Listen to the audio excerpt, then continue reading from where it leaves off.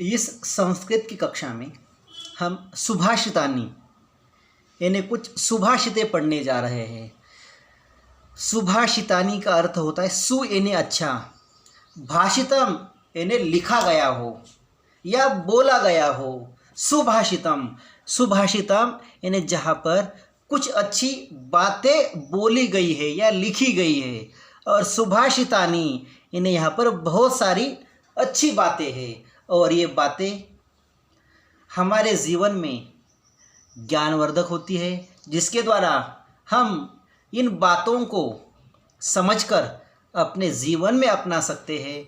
और इसी में ही ऐसे बहुत सारे सुभाषितें हैं, बहुत सारे श्लोक हैं। उनमें पहला श्लोक है आलस्यम ही मनुष्याणां शरीरस्थो महान रिपुः नास्त्युद्यम समो बंधुः कृत्वा यम नावसीदति। आलस्यम यानी आलस्य, ही यानी निश्चय ही, मनुष्यानाम यानी मनुष्यों के, शरीरस्थो शरीर में स्थित महान शत्रु है। यानी यहाँ पर हम इसका अर्थ यह लेते हैं आलस्य निश्चय ही मनुष्य के शरीर में रहने वाला सबसे बड़ा शत्रु है। रिपुः का अर्थ है शत्रु, यानी जो आलस हमारे शरीर के अंदर होता है, यानी यह हमारे शरीर में रहने वाला सबसे बड़ा दुश्मन है। और नास्ति उद्यम समो बंधुः कृत्वा यम नावसीदति। यहाँ पर जो शब्द आया है नास्ति उद्यम समो, इस शब्द का हम पहले विग्रह करते हैं, संधि विग्रह। इसका विग्रह होगा, देखो, न प्लस अस्ति, न प्लस अस्ति प्लस उद्यम प्लस समः। तो यहाँ पर इसका अर्थ होगा न यानी नहीं, अस्ति यानी है, उद्यम का अर्थ है परिश्रम, मेहनत के समान उसका कोई बंधु नहीं है। यानी उस मनुष्य का परिश्रम के समान उसका और कोई दोस्त नहीं है। और जिसे करके यम कृत्वा, यम यम यानी किसके लिए, यहाँ पर उस परिश्रम को करके नावसीदति। एक बार इसका भी हम विग्रह देखते हैं, नावसीदति, इसका विग्रह होगा न प्लस अवसीदति, न प्लस अवसीदति। यहाँ पर न का अर्थ है नहीं और अवसीदति का अर्थ यहाँ पर होता है दुखी होता है। न अवसीदति यानी दुखी नहीं होता। और एक बार इसका अर्थ देखते हैं आलस्य निश्चय ही मनुष्य के शरीर में रहने वाला सबसे बड़ा शत्रु है। यानी आलस्य के समान मनुष्य के शरीर में रहने वाला और कोई बड़ा शत्रु नहीं है।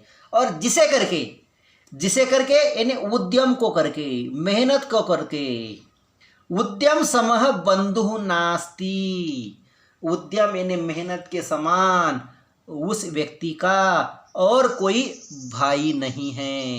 यानी परिश्रम, उद्यम ही उसका भाई है, बंधु है, मित्र है। और जिसे करके यानी यहाँ पर यम कृत्वा, यम किसके लिए शब्द आया, यहाँ पर उद्यम के लिए आया है। यम इति पदम कस्मै प्रयुक्तम, यदि आपको क्वेश्चन पूछा गया यम इति पदम कस्मै प्रयुक्तम, तो आपको उद्यम शब्द की चतुर्थी विभक्ति ही करनी पड़ेगी, उद्यमाय। यम शब्द यहाँ पर उद्यम यानी परिश्रम के लिए प्रयुक्त करा गया है।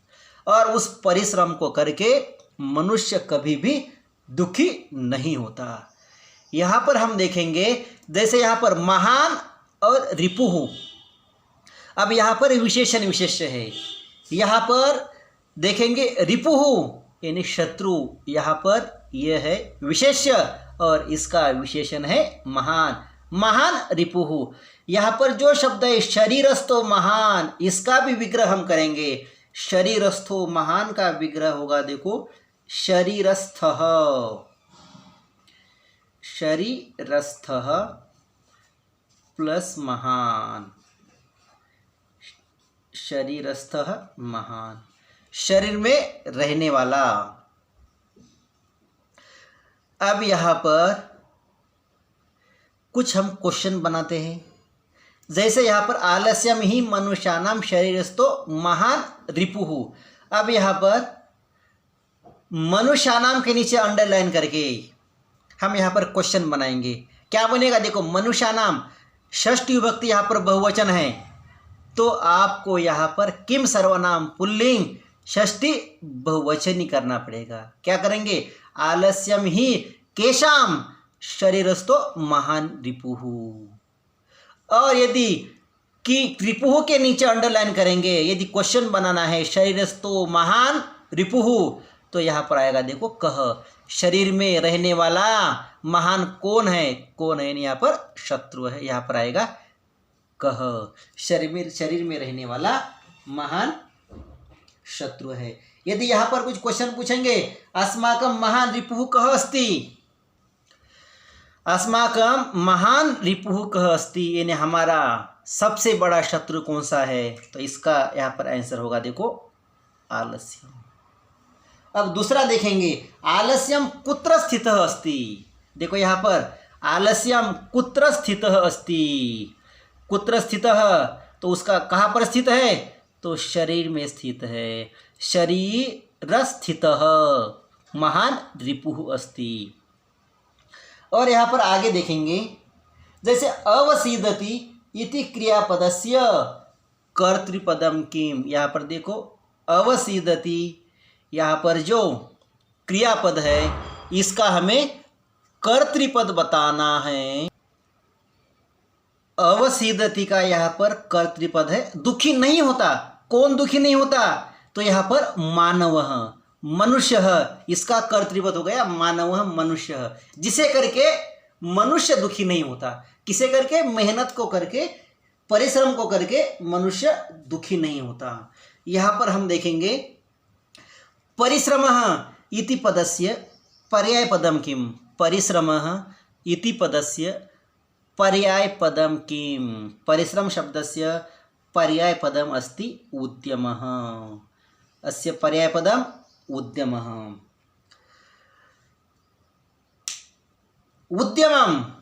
उद्यमम् अस्य विलोम पदम किम। उद्यमम् इस शब्द का यहाँ पर विलोम पद कौन सा है? उद्यम यानी मेहनत, मेहनत का, उद्यमम का विलोम पद होगा यहाँ पर आलस्यम।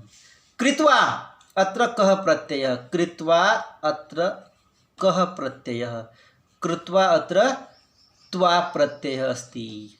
इस तरह के ही आपको अपने एग्जाम में क्वेश्चन आएंगे। और एक बार इसका मैं आपको अर्थ बताता हूँ।